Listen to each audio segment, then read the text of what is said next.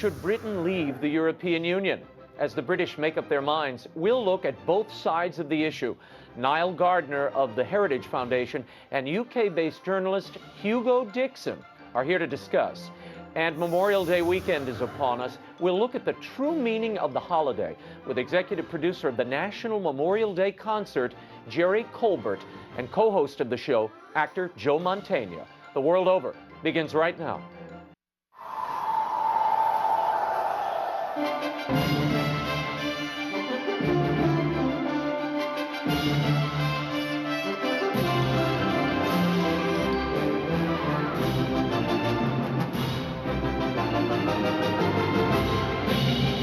Now, from Washington, D.C., Raymond Arroyo.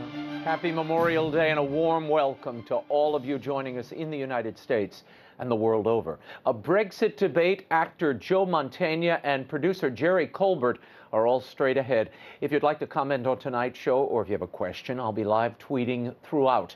You can find me on Twitter at Raymond Arroyo, or you can email me at worldover@ewtn.com. Here's the brief news from the world over this week. It's Trump. According to the Associated Press, Donald Trump has reached the magic number of delegates needed to clinch the GOP nomination.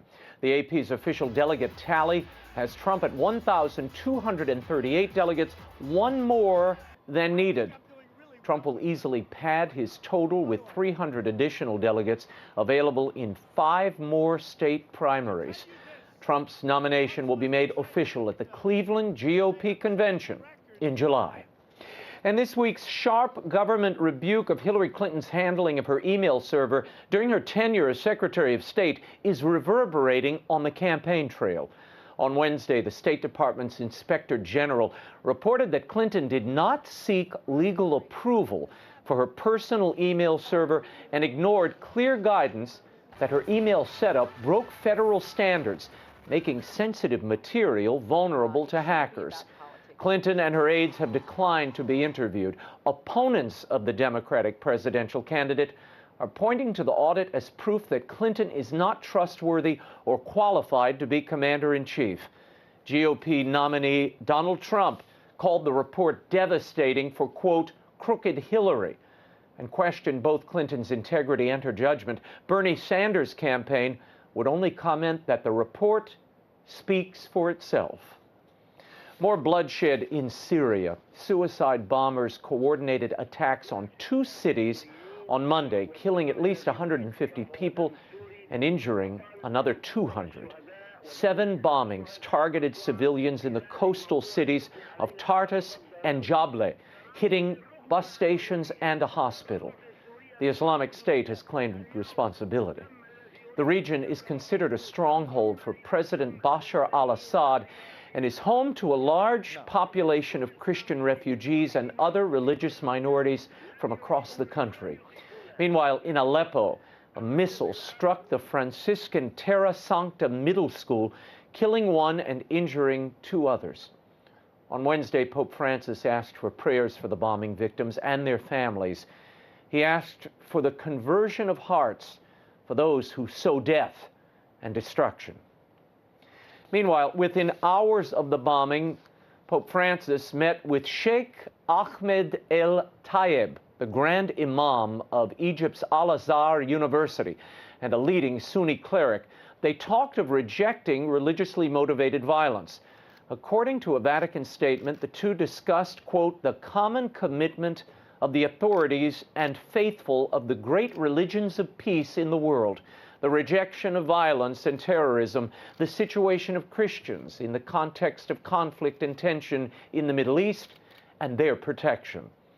After the meeting, El Tayeb insisted that Islam does not condone terrorism, noting that in every religion there exists a deviant faction that raises the flag of religion to kill in its name. It was the first exchange between the Holy See and the clerics of Al-Azhar University since 2011. The clerics broke off relations at that time in protest of Pope Benedict's condemnation of the treatment of Christians in Egypt. And in a related note, in southern Egypt, an elderly Christian woman was stripped naked and paraded through streets by a Muslim mob of 300. At issue, according to the local Orthodox Coptic Church, the men were protesting a rumored relationship between a Christian man and a Muslim woman. The 70-year-old woman was reportedly the man's mother. The mob also burned down 7 homes belonging to Christian families. Police responded 2 hours later after the mob had already dispersed. And one of Vietnam's most prominent dissidents was freed this past week. Father Nguyen Van Lai returned to his home archdiocese in the central city of Hue this past Friday. The release was reported as a goodwill gesture by the communist government ahead of President Barack Obama's arrival in the country. Since the 1970s, Father Van Lai had served several long terms in prison or under house arrest for promoting political and religious freedoms in this communist nation. His 2007 trial received worldwide attention after he was manhandled and physically hushed while he attempted to testify. He's been in prison ever since, save for a medical release in 2010. And Pope Emeritus Benedict XVI may soon be making a very rare public appearance, maybe. Pope Benedict's private secretary, Archbishop Georg Ganswein, raised the possibility that the Pope Emeritus might emerge from his Vatican residence on June 29th. That is the occasion of his 65th anniversary as a priest. Ganswein offered the possibility of an appearance when asked about the retired pontiff's health. He said the anniversary may, quote, present an opportunity to tell, or show the world rather, that Pope Benedict is well.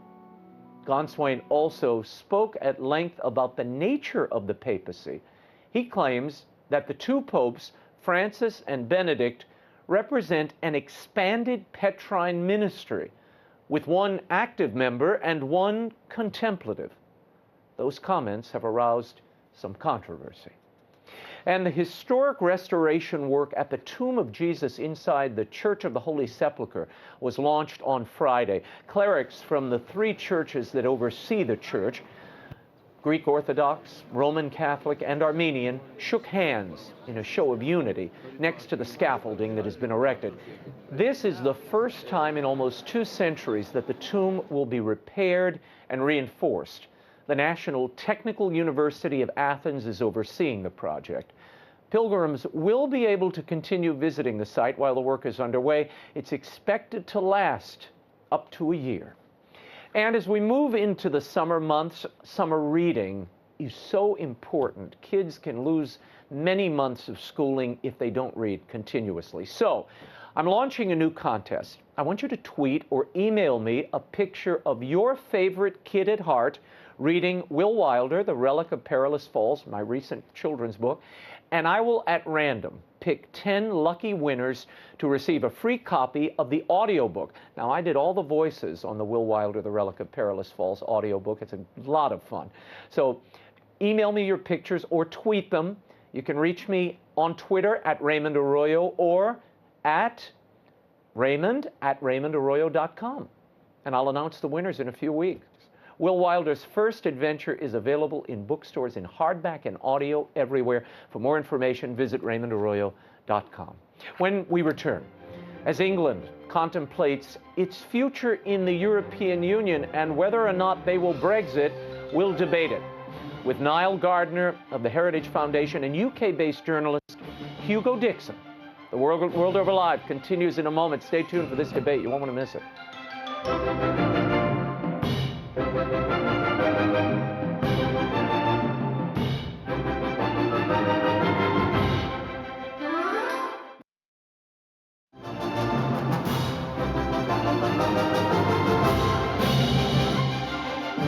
The shock to our economy after leaving Europe would tip the country into recession.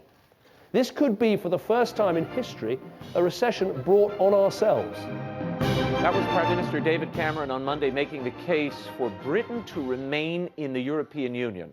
The British will vote next month on whether to exit or remain in the EU, or Brexit, as it has become known.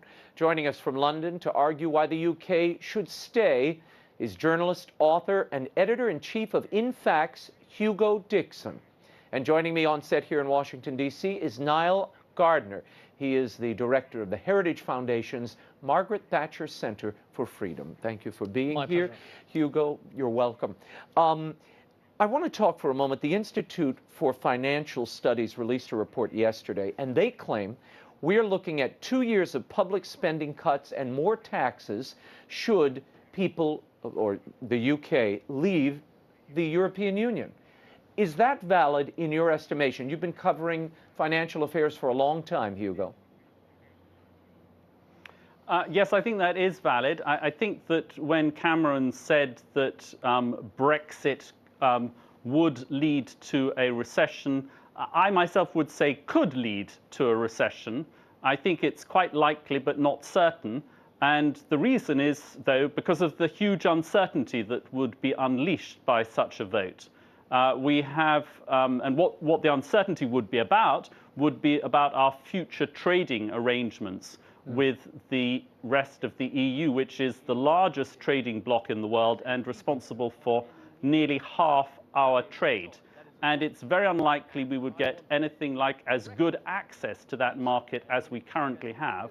And it would take many years to sort out exactly what the arrangement was going to be. And so in this period of uncertainty, companies would pull back on their investment and consumers might also hold back on their spending. And there also may be political turmoil. I think you have to realize that David Cameron himself in that situation is unlikely to stay prime minister. So in all of the mix, you could easily have a recession. And that would then mean that the government would have less money to spend, not more. And so you would have probably some more rounds of austerity, or you just have to see the budget deficit ballooning. Okay, let me bring NILE GARDINER in. Your reaction to what Hugo is saying and the argument he's making. Well, I very much disagree with what Hugo said and also what the Prime Minister has said. And I think that the whole premise of the Remain campaign is based upon fear-mongering, scaremongering, trying to frighten the British people. And let's not forget that Great Britain is the world's 5th biggest economy. And I think that there's every opportunity here for a resurgent Britain on the world stage, a self-confident Britain. I'm in no doubt that a very good deal will be struck with the European Union, that Great Britain will also be signing a series of free trade agreements with countries across the world, including the United States as well, no matter what Barack Obama has to say about this. And Great Britain's economy at the moment is doing well. I would expect that Britain's economy will do even better if Britain leaves the European Union. Now some are saying that on your side of the debate, the Brexit side, that this could save Great Britain $350 million a week, because that is 350 million pounds rather a week, because that is the commission paid to the EU right now. Is that a valid argument? Yes, Does that offset any economic dislocation that might result from this? That's a very good point. I do think that the European Union is a drain on the British exchequer, and I believe, frankly, that British people will be far better off outside of the European Union. The EU is in decline, and there's economic decay across large parts of the Eurozone. Great Britain unshackled from the European Union as a great free trading nation on the international stage will be a far more powerful player internationally. And also I do believe that British people will be definitely better off as well. Do you want to react, Hugo? Go ahead. Yeah, no, I just think that this £350 million figure is untrue, and I hope Niall doesn't believe it's true. We do not send £350 million a week to Brussels. This is something that the people who want to take us out of the EU are saying, and frankly, they know it's untrue. It's a deliberate campaign of misinformation. That's simply not true, Hugo, actually, and that's your opinion. But I think a large number of British people would disagree with that. Which is in charge, the office, well, they might disagree, but that's only because of the propaganda that's been put forward. The Office of National Statistics has said it's a misleading figure. The Institute of Fiscal Studies, it's their own figures, Hugo, said that it was absurd. And Maggie Thatcher, who you are the lead, her think tank or her institute there in Washington, she negotiated a discount on our subscription to the EU. And it's precisely because of that that we do not send 350 million pounds Let me just respond to that. And frankly, I'm rather surprised, Niall, that you do not know that fact. Okay, Niall, go ahead. Respond quickly. I need to move on. Hugo, let me point this out. I worked for Margaret Thatcher. I knew Margaret Thatcher very well. And it was her view, certainly, that Britain should leave the European Union. If Margaret Thatcher were alive today, I'm in no doubt that she would be supporting a British exit. And you're basically, we're not talking about what she may or may not have thought. You're recycling, frankly, this misinformation that your side is putting out day after day. Okay, Hugo, give him a moment to respond. Propaganda there. Go ahead, Hugo. I mean, you're recycling the classic scaremongering words of the Remain campaign. No, I'm not. I'm just trying to get you to admit what the facts are. Really. And that 350 million pound figure is actually an official government figure. And I'm astonished that you're actually still retailing that figure. It is false. I would urge you to actually read the government's own statistics on this. Okay. I'm going to stop this for a moment. Read them. But I love the back and forth, wrong. but I need to get to this. Another argument made by the Leave camp is that sovereignty is what is driving this debate and the effort to leave the EU. This is UKIP leader Nigel Farage making his argument. What we want are just ordinary people and businesses and folk out there to say this system isn't working for them. They want their borders back, they want their passports back, they want their country back. Doesn't the immigration, Hugo, the unfettered immigration, we just have a new government report from the Office of National Statistics saying that migration nearly broke the record in the past year, 333,000 people in the year to December 2015. The record of 336,000 was set in June of last year. Doesn't this unfettered migration being controlled out of Brussels, doesn't that put pressure on public services, hospitals, schools, etc.? Is that part of what's driving the desire to break away from the EU? It clearly is the main factor that is driving the Leave camp and their supporters. But there is a lot of misinformation about this.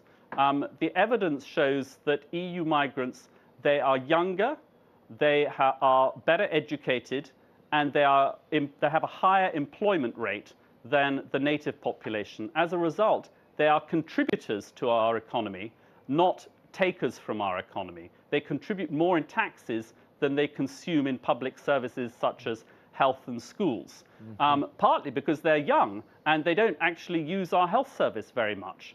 And so there is a lot of misinformation about this, but clearly it is correct that this is one of the driving factors behind many people's view that we should leave the EU. Niall, your thoughts on what do you make of the argument that the immigration is putting such pressure that it's driving down the wages of working class Britishers? Well, certainly mass immigration is placing tremendous pressure on public services in the United Kingdom. I think that's an undeniable fact. I think the most important issue here is whether or not Britain should be able to decide who comes into the country. At the moment, the British government does not have full control over the immigration system. And under current EU laws, if you're an EU citizen, you're able to move into the United Kingdom, to reside there, to live there, and to benefit from British services. And so I think that this is a fundamental issue of sovereignty and self-determination. And the British people alone should decide who comes into their country, and not Brussels. Another consideration is what other countries and other EU members think about Brexit in terms of future trade agreements. President Obama, during a recent visit to England, made it very clear where he stands. I think it's fair to say that maybe some point down the line there might be a UK-US trade agreement, but it's not going to happen anytime soon because our focus is in negotiating with a big bloc, the European Union, to get a trade agreement done. And UK is going to be in the back of the queue. Hugo, respond to this, and I know you had an earlier point you wanted to respond to. Well, I just wanted to say on the free movement of people, it's important to understand it goes both ways. British people are free to go and live and work and retire in 27 other European Union countries. So that is a big bonus that we get from free movement, quite apart from the wealth that the EU citizens create for Britain when they come and work. Yeah, but those economies, some of those economies are very fragile. Some of them are, but some of them are actually doing quite well. And in fact, when you look at what happens, the British people who move across the Channel, the English Channel, to other countries, often they are retirees, are senior citizens who are going to places like Spain and the south of France, which are warmer than England. I mean, you know, we have fantastic weather, but not everybody loves it. And it's quite nice to be able to retire in the Mediterranean. Now, if we leave the EU, we would lose that automatic right, because if we're going to say to the European citizens, you can't come here automatically, they're sure as hell going to say to us, you can't come to us either automatically. Niall, very quickly. Well, I would say, you know, Britain at the moment is a far more attractive destination for most Europeans than the other way around, actually. I think the British economy is by far the strongest major economy in Europe. And we are seeing record levels of mass immigration into the United Kingdom. The British people should decide whether or not they want to have that. But also on the point with regard to President Obama's intervention earlier, which I thought was absolutely outrageous.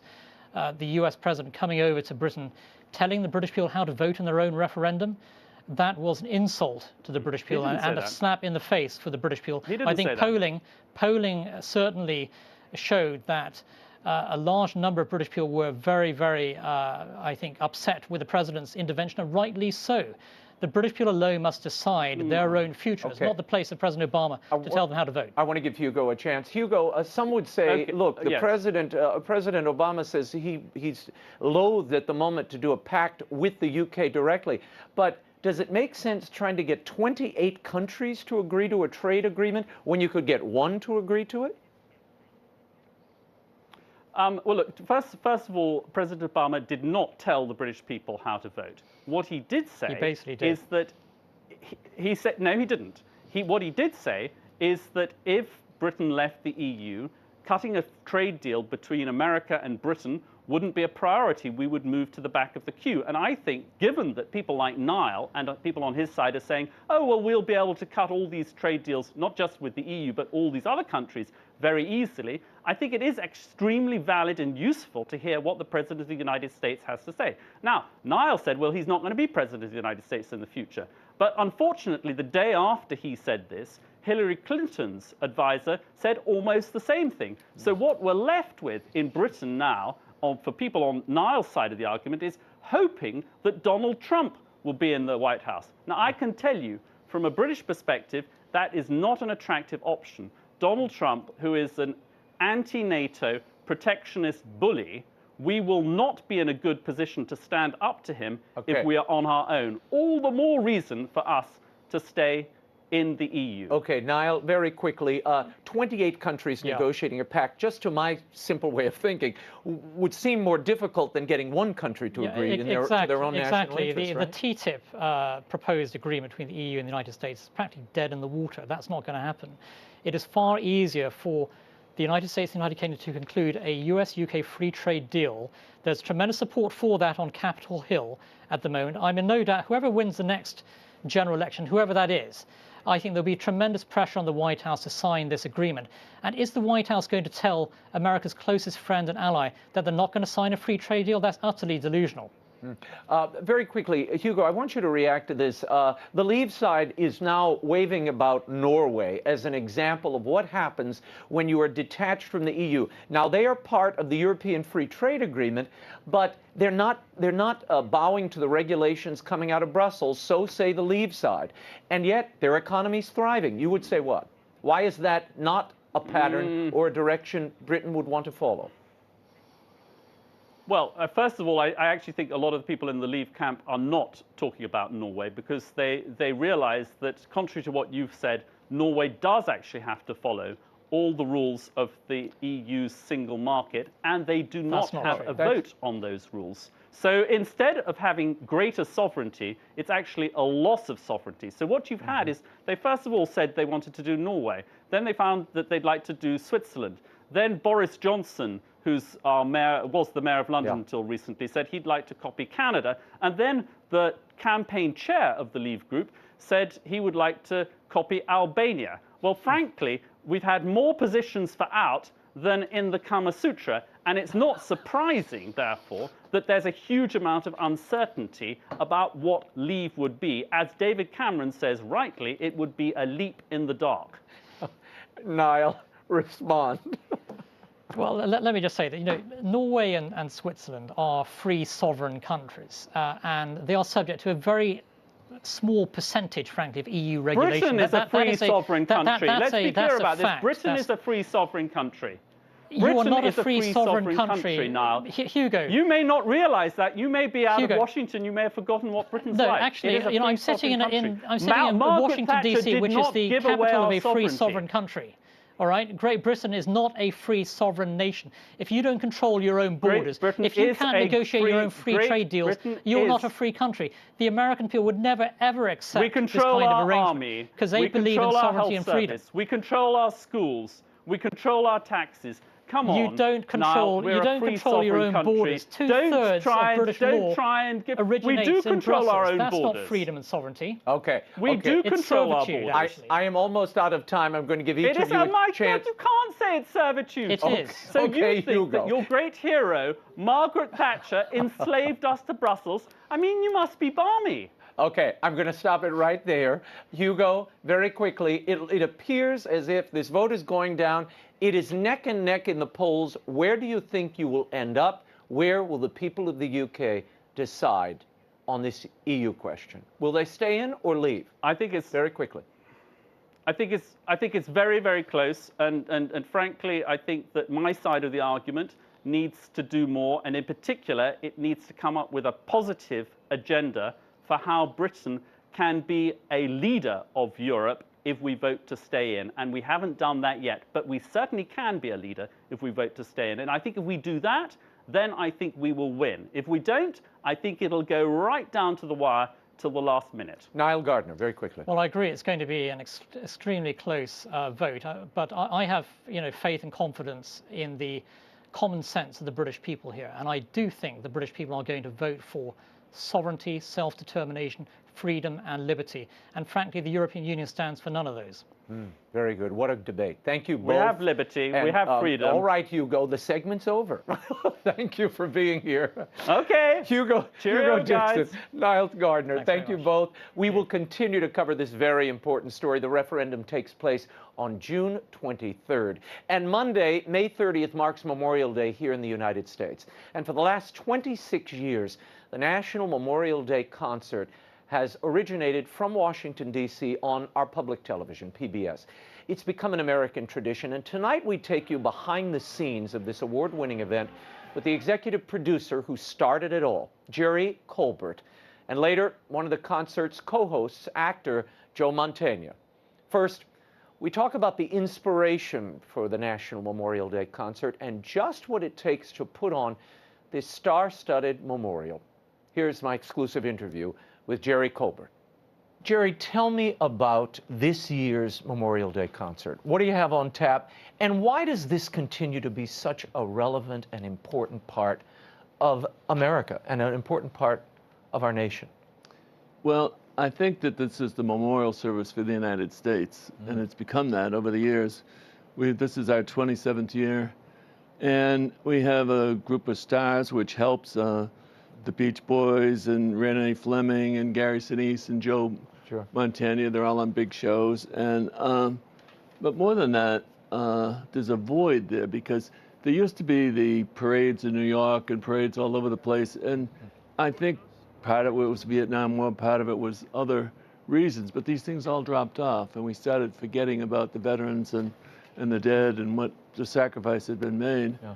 So when the symphony came over here and was doing these concerts, I thought, let's turn this into a national event. We're going to start at Arlington Cemetery and talk about that. And, then we have a story of a mother who lost her son in Afghanistan, her only son. It's very poignant, very moving. And then a gentleman who went to Vietnam, and he was twice wounded, the second time very badly, and he lost his leg above the knee and almost lost the other leg and was in the hospital 14 months. But he had a great spirit, and when he finally got on his feet, he went to law school and he went to work then at the Justice Department. They made him a federal judge, and for the last 13 years, he's been up at Walter Reed visiting these kids who amputees and bringing, you know, support and comfort and listening and helping. Yeah. And then we have a great story from World War II, from the Battle of Anzio, which most people don't know anything about. It was the third biggest battle in Europe during World War II, and it was a sharpshooter from Pennsylvania who came, and this guy was incredible. They had 200 men in the unit, only 6 of them survived. Wow. And it's a powerful story. He got the Congressional Medal of Honor. Well, one of the things I love, and I've been privileged, and my family, to be at your rehearsals many, many years and watch this event, and to watch a real veteran like Charles Durning, I'm thinking of, tell the story of his comrades. And these are such moving moments. I mean, not only for those who lived through it, but for those of us who are much younger, and even my own children. It is sweeping America up in its own story and remembering the cost of the freedom that we all enjoy every day. Right. And it's and to wrap that in music and to give people also, you feel bigger when it's over, I guess. Oh, that's great. Do you have a sense of that? Oh, I feel great when it's over. And then we get thousands of emails, we get thousands of tweets and you know, Facebook. And I go up in the summertime when we go to Cape Cod, and I sit there and read 400 or 500 of them. Wow. Because they're saying all these different things, and they're telling you these wonderful stories. Of their own lives. Of their own lives and what happened when they watched the program. And there was a woman wrote us an email at 6 o'clock in the morning, and her husband had been in the Korean War, and she had never heard his stories, 50 years married. And they stayed up all night, and he told her everything that had happened to him. Wow. And she'd made him a couple of pots of coffee, and now she said it's dawn and he's finally sleeping. And it's the first time I ever knew what my husband's been through. Wow. So that, you know. Well, the event gave him permission to tell his own story. Yeah. How beautiful. So when we have that, it's really moving to me. And we had 2 brothers who were in Iraq and Afghanistan, and they did 3 tours, and one of them got very bad PTSD, and he came back, and he committed suicide right before Christmas. And the brother, we told the story with Joe and Gary, and the brother was so moved, he takes our tape now, and he goes around and he talks to soldiers about mental health and about not committing suicide. And he's a marvelous young man. So there's story after story like this every year. Yeah. You see the magnified effect of what you're doing every year. I want to unpack your story a little bit, Jerry, because people tune in every year. They watch a Capitol 4th, which is one of the biggest viewed events on television and certainly on PBS, and then the Memorial Day concert, but they have very little knowledge of the man behind the scenes. And you've been doing this, certainly this is the 36th year for the Capitol 4th. Right. I want to take you back. After college, you decide to go and work as a missionary in Iraq. Right. What drove you to that? Well, I was a member of the Sodality in those days, they called it, and they taught us to meditate. And I began meditating on Scripture, and then I had a fabulous course on the New Testament. And I came to the Last Judgment. And the Last Judgment talks about, what have you done for the least of thy brethren? And when you do, you're doing it for me. And I had a chance to work in different business things with family, friends, and everything, and I just thought, well, this is my life. What am I going to do in my life that's good? So I went to Iraq, and they had a program there, the Jesuits, the JVC they call it now, the Jesuit Volunteer Corps. And, you know, it was a whole nother world, but we educated the Chaldeans, and actually the rich Muslims were paying for it, they didn't know it. But and I started to think, what are we doing here? But now when I look at it, we help so many Christians, and Christians get out of there, and we have a reunion every 3 years. These guys come from all over the world.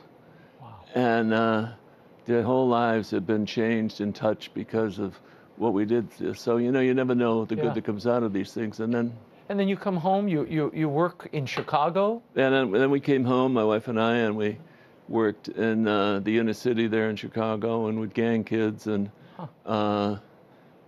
which was an eye-opener. I got a master's degree in urban affairs, but I realized that communications could have a bigger impact than trying to work in urban affairs, because without the money you can't do much, you know.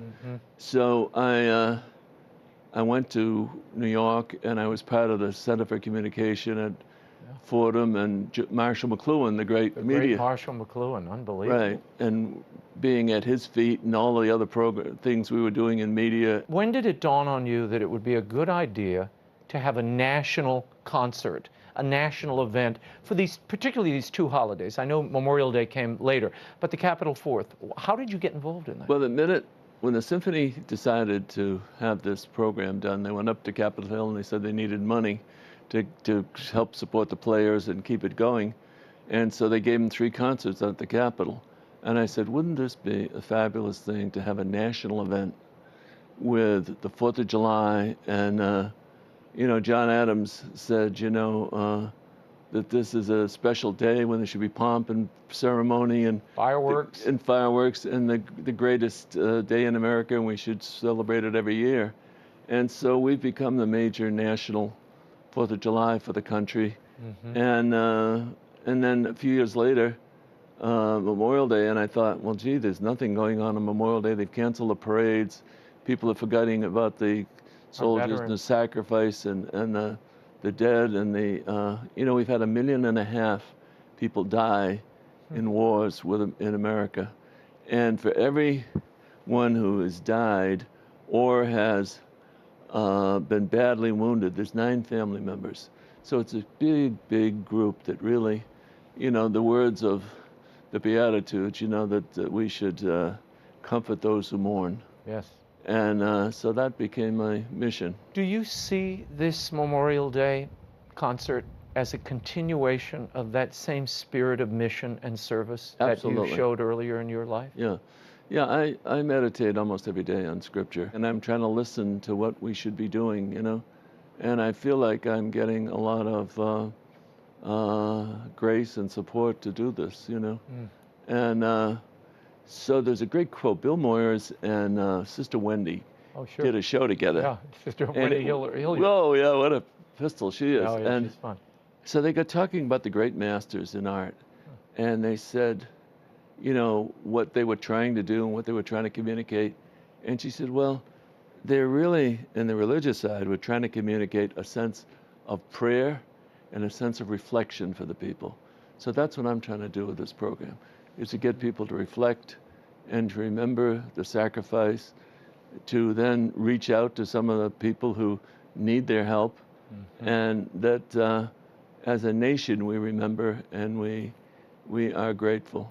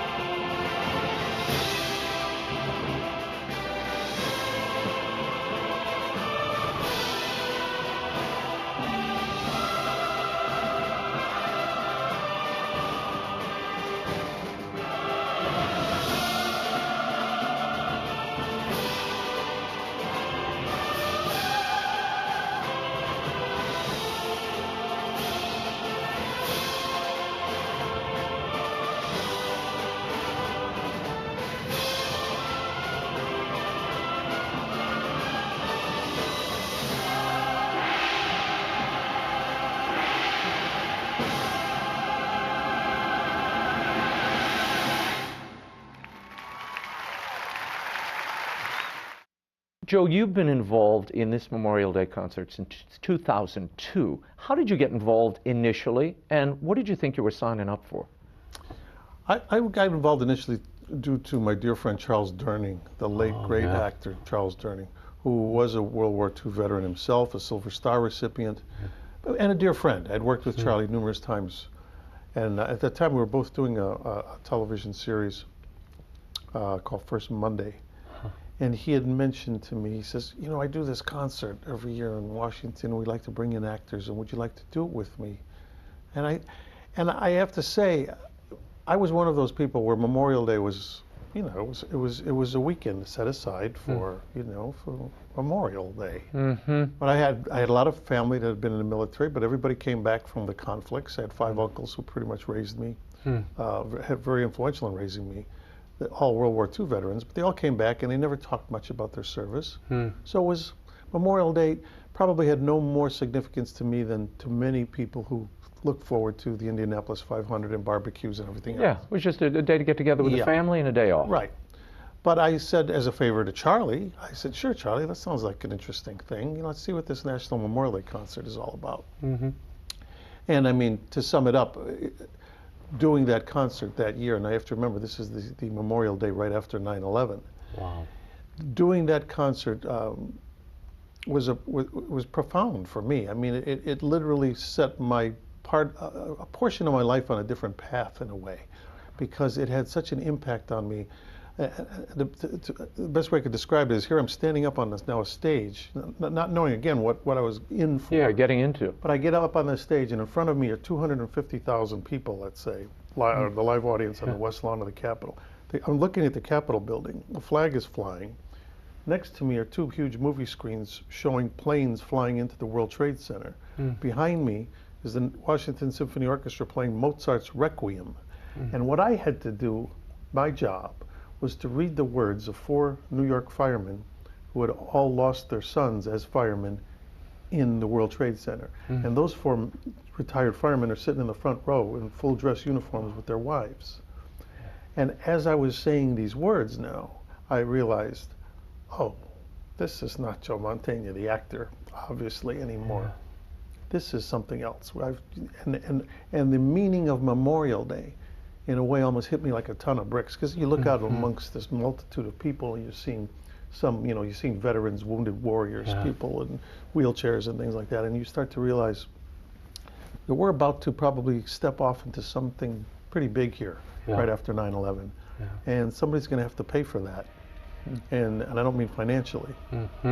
And I think it all hit me. And so when I walked off that stage, I was weak in the knees. I literally, it was one of those moments you have in your life where you're like, your legs turn to rubber.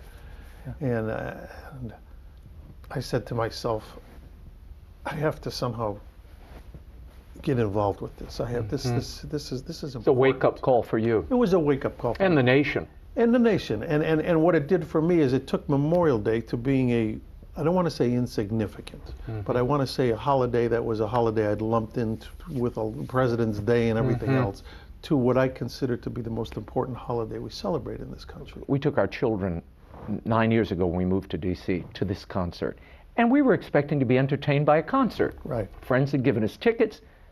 It is such an emotional and, I think, important, it's almost a sacred day now, and the kids look forward to go and hearing the stories of these veterans and being a part of that. That's part of our story. Absolutely. I mean, I have said it. It is the most important thing I do every year. I mean, because I've been very blessed. I've had a pretty good life, and so, in a way, it's my way of paying back. And so it's just, it's of utmost importance. And if we can just each year bring that many more people in to understand, and all we say is carve out 90 minutes out of that 3-day weekend. Enjoy the race, if the Indianapolis 500, enjoy the barbecue, enjoy your weekend, but carve out 90 minutes, and if you watch the concert, you'll understand why this holiday is where it is. You mentioned the pretty great life that you've had. I want to revisit a few moments. I was struck to discover at 8 years old, you were stricken with rheumatic fever. Yeah. You were in a hospital for 5 months.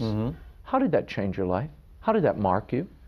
You know, I'm not sure, because when you're 8 years old, you don't understand things like that. You know, you all of a sudden you wake up with a sore throat, and a doctor shows up, and next thing you know, you're in a hospital, and next thing you know, you're in a children's hospital, a sanitarium, and the next thing you know, you're there for 5 months.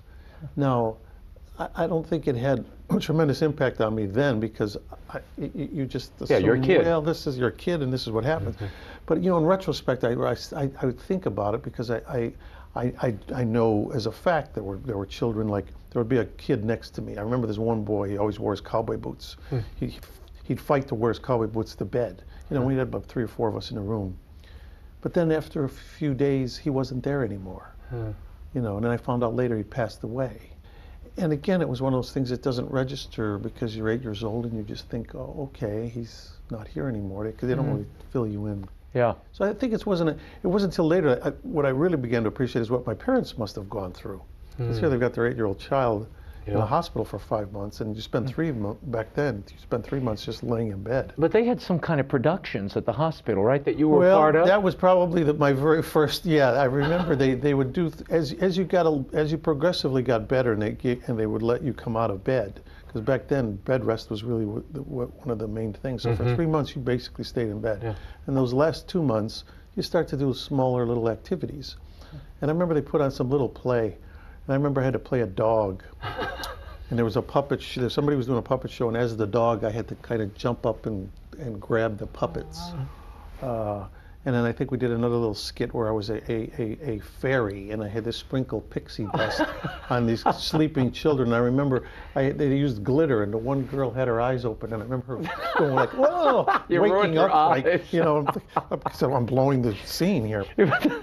Joe, it was a precursor to Criminal Minds. You were tormenting the poor little girl. But I tell you, after those 2 performances, it never even crossed my mind that I would be an actor. And in other words, that wasn't like I had this moment of like, wow, this is what I want to do the rest of my life. I'm really good at being a dog. I was thinking, I'm not very good as a dog. I'm not very good as a pixie. I have to look elsewhere. So it wasn't until I was, let's say I was 8 years old then. It wasn't until about 8 years later, when I was about 16, that I think was the thing that happened that kind of set me off on the path of being an actor. Now, I read an article where you were raised Catholic, but it really wasn't until the birth of your daughter Mia, which was a premature birth, that you were your faith sort of came to the fore. Do you remember that moment? Yeah, it's hard to talk about.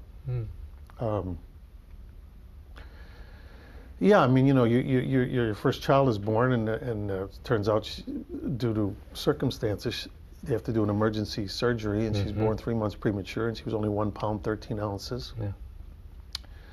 And I remember, we weren't raised in a very, we were Catholics, but my father was not a practicing Catholic really, or neither was my mother, but we went through the motions and things like that. I went to Catholic school for a couple of years, but it was just, I guess because my father had been in such ill health most of his life, he just, I don't know, wasn't on his radar, but I remember that night when my daughter Mia was born at the hospital, and we didn't know if she was going to make it or not. And I remember going into the chapel in the hospital and just walking in there and saying, look, I know I haven't been very good. I haven't been like the star pupil in this school here. But we've all been there, Joe. Boy, if there's anything to this, I really need a little help right now. And if we can just, I'm not sure how this is going to turn out, but if at least, if you could just spare her, I'll try to do better. Yeah. And she was spared. Now, your daughter Mia was born with autism. She's now grown. She's a makeup artist. Well, she went to makeup school. Because she has a real fascination for it. She'll be 29 years old next month. Her autism still would keep her from probably, she can probably assist somebody and be involved in it some way, but it's still, her language is still very, it's almost like English is like her second language, and we don't know what that first language is. Yeah. And so in many ways she's 29, in many ways she's 10 years old. When we go to Disneyland, she just wants to meet the princesses, But there's a certain innocence about that too, and a certain, things happen. Look, everybody's got a story. Yeah. That's my story. But what did you learn from her? What surprised you about being the parent of an autistic child? Well, I think partly that first of all, that nobody gets a free ride in this life. I don't care who you are. And so, if these are the cards that I've been dealt in my life, so be it. And what look, if I had a choice, if I could have one wish tomorrow, it would be to take away the autism that my daughter has and let her live a more normal life. Of course I would want that. But that's not going to happen, and it's okay. She's comfortable with it. She's a happy young woman. And the benefits of it, I should say benefits, but some of the positive sides of it, this is a person who does not have abstract emotions like envy, jealousy. She's pure of heart. And so I've learned that, you know. So I mean, no, my daughter's never going to become a nuclear scientist or anything like that. But she's always going to be a human being who is pure of heart and will never do anything that would harm, even in terms of even a thought to someone else. Yeah. There's something to be said about that. Yeah. You have been married to Arlene for 41 years now, more than 41 more years? More than that. 1975. I don't know the math. I don't know what that is. What's the secret to this marriage? I don't know. I mean, all marriages are a challenge, but... I look at it this way. Marriage is like being on a roller coaster. And without the belt. Without the belt. And what you have to do is hang on to the rail. Now, there's going to be times when the thing's going to try to fly you out of the roller coaster. And you have that choice. You fly out of the roller coaster, and what would most likely happen is you're going to land in another roller coaster. So you have to make the decision, is this ride, is this worth it? Can I get through the scary part here? And what you can find is that you get through that scary turn, and then all of a sudden it's like, oh wow, and this is the fun part. Oh, it was getting a little scary again. Well, but no, okay. So this is the choice we've made. So yeah, I mean, I would be lying to say that every moment has always been, you know, perfect and no problems. But we both mutually made that decision that, look, this is the ride we're taking. Because when we got on with good intentions. In other words, we looked at it and said, yeah, we want to take this ride. Let's take this ride. So don't let the curves scare you any more than anything else. I read several years ago you were embarking on a Padre Pio movie. Are you still pursuing that? You know, it's out there. I mean, in other words, sometimes I believe in fate too, in the sense that things sometimes align themselves for a reason. I have I taught for a couple of years at Columbia College in Chicago back in the 70s, and one of my students went on to become a fairly successful writer-director, named Charlie Carner. And one screenplay he wrote was based on Padre Pio. Charlie's very, very much a practicing Catholic, and it was very important to him. And he sent me this script a while back, years ago, in fact, and I looked at it and I thought, wow, because he said to me, he goes, I'm half Barese, was that kind of Italian, which Padre Pio I could see the similarity here. Of Puglia. So he said, you know, you'd be great to play Padre Pio someday. I says, well, Charlie, you know, we'll see. I mean, if it all works out, this is kind of interesting. Then as it turns out, I get turned on to an organization. There's this young man, Luciano Lamonarca, who's involved in this Padre Pio Foundation. I meet him. He has this whole thing based on Padre Pio. I talked to him about the movie. So all of a sudden things started to again, it was almost like, well, maybe this is one of those, maybe higher powers at work to make this all come together. Now, if it does, if it doesn't, in a way, it doesn't even matter. If it's meant to be, it'll be there. It'll be. Yep. Final question. When did Gary get involved? Gary Sinise. You brought Gary Sinise to this I brought Memorial Gary Day concert. To the Memorial Day concert, yes. But Gary obviously had already been doing so much for our military prior to this, and that's part of the reason why I brought him. I'd done the concert a couple of years at that point. And Ozzie Davis had been our host. Davis, And so I had done it as an actor for a couple of years, and then Ozzie Davis passed away. And the people at the concert came to me and said, would you consider taking on his role as host? And that was like, wow, those are big shoes to fill. But I agreed to do it. So, and one of the things I suggested for that year was, well, I'll host it, but you know, as one of the musical acts, why don't you bring in Gary Sinise and his Lieutenant Dan band? Because I said, this guy does so much for our military, and he's a dear friend, and I just think he'd be a good fit. So Gary, as it turned out, they were playing, I think, in Iraq or Afghanistan at the time with the band. I talked to him. And I remember saying to him, I says, now what's the biggest group you've played for? He says, oh, we play for, you know, sometimes 15, 20,000 soldiers at these events. I said, well, strap on your saddle, pal, because this is a whole other, you're going to have 250,000 people out there. Well, as I had hoped would happen when Gary did the concert that year, when it finished, he had that same reaction I did after I did it. He had that glazed look in his eyes, and he came up to me and he said, Joe, if you'd like, I'll participate in this concert as long as you'd want me to. I said, well, why don't we just co-host this thing together? I said, you know, I'm not, my feet aren't big enough for Ozzie Davis's shoes anyway, so let's, maybe between the two of us we can pull this off. And we've been doing it together ever since. What do you want people to see and come away with after watching the concert this year? What I want them to come away with is what I want them to come away with every year, which is that, oh, this is why we have Memorial Day, and this is why it's so important, and this is why it's so important that we respect and honor and do what we can for our servicemen and women, past and present and future. Because, you know, it almost is a cliche, freedom isn't free, but it's absolutely 100% true. So look, we're not a perfect society. America has its faults, but if you look around this planet, we're a beacon of light to everybody else. We are what everybody, for the most part, aspire to be, if they have any sense at all. All I have to do is look at our Constitution. Our framework is there. It's right.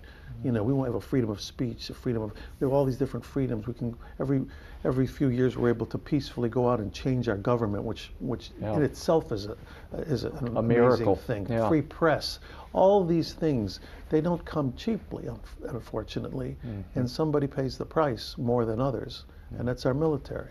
So I want people to come away with that. Like, enjoy your holiday, but don't forget who made it possible. 1 minute to live. 1 minute. Hosted this evening by... I'm Joe Mantegna. I hope you'll join me and my colleague Gary Sinise as we host the National Memorial Day Concert. Here we go. Stand by. We entertain for a living. That's how we both make our livings.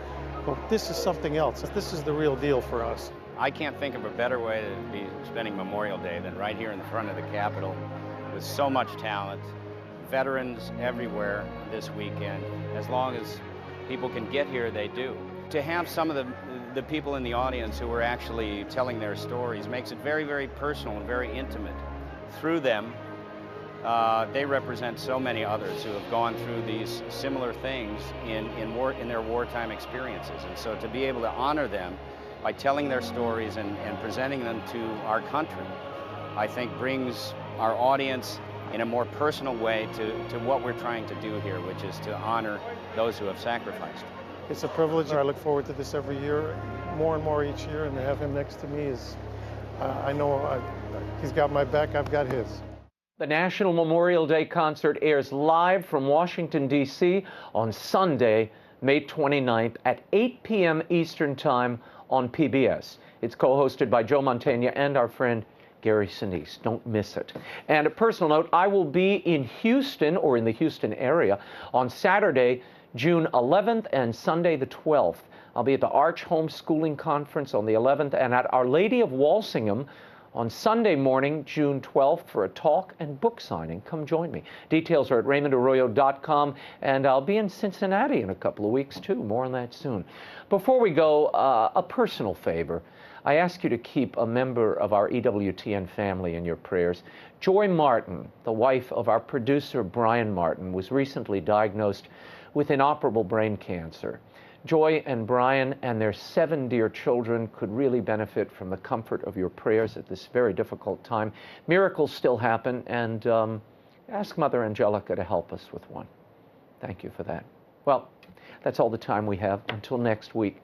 The show continues on Facebook and Twitter. Like me on Facebook, follow me on Twitter. You can also sign up for my free e-blast on the website, Raymond Arroyo. We'll be back next week, so be sure to tune in then. Until next time, we'll be scouting the world over for all that is seen and unseen. On behalf of the staff and crew of EWTN News, thank you for watching.